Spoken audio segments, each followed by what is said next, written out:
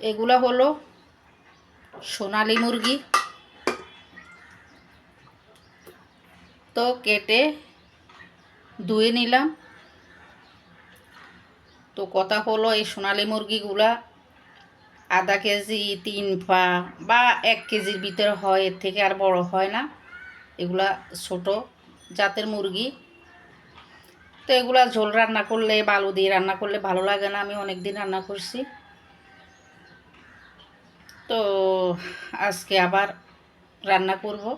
তো আজকে চিন্তা করলাম একদম জাল জাল করে মাখা মাখা করব। যদিও আমি জাল খেতে পছন্দ করি না, কিন্তু আজকে একটু ঝাল করেই রান্না করব। কারণ এই মুরগিগুলা মানে ছোট, তাই ফানসা খেতে ভালো লাগে না। জাল করলে হয়তো ভালো লাগবে। জাল করে আরও 2-1 দিনও রান্না করছিলাম, ভালোই লাগছিল। আজকেও ঝাল রান্না করব। এখন সব মশলা দিয়ে একদম মেখে রেখে দিব আধা ঘন্টা।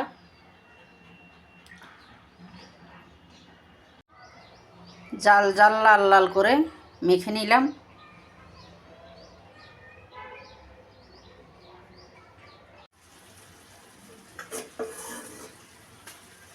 তো সব কিছু দিয়ে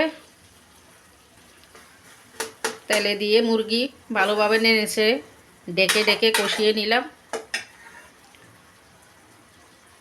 আধা ঘন্টা ম্যারিনেট করে রাখার জন্য, বেশি কষাতে হবে না। তারপরও আধা ঘন্টার মতো ডেকে ডেকে কষিয়ে নিলাম। এখন সামান্য জল দিয়ে দিব। আমি দেখলাম প্রায় সিদ্ধ হয়ে গেছে।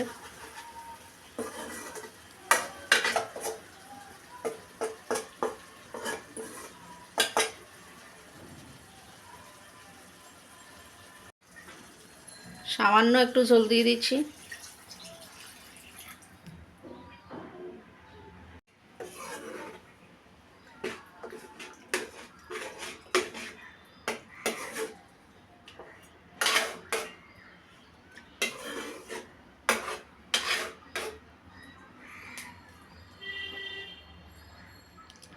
উতরিয়ে নিব।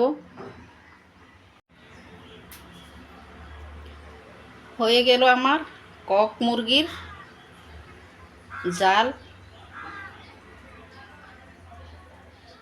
আজকে পর্যন্তই। সবাই ভালো থাকুন, সুস্থ থাকুন, নিরাপদে থাকুন। লবণ দেখে নিলাম ঠিক আছে। আমি লবণ দেখা ছাড়া তরকারি চুলা থেকে নামাই না।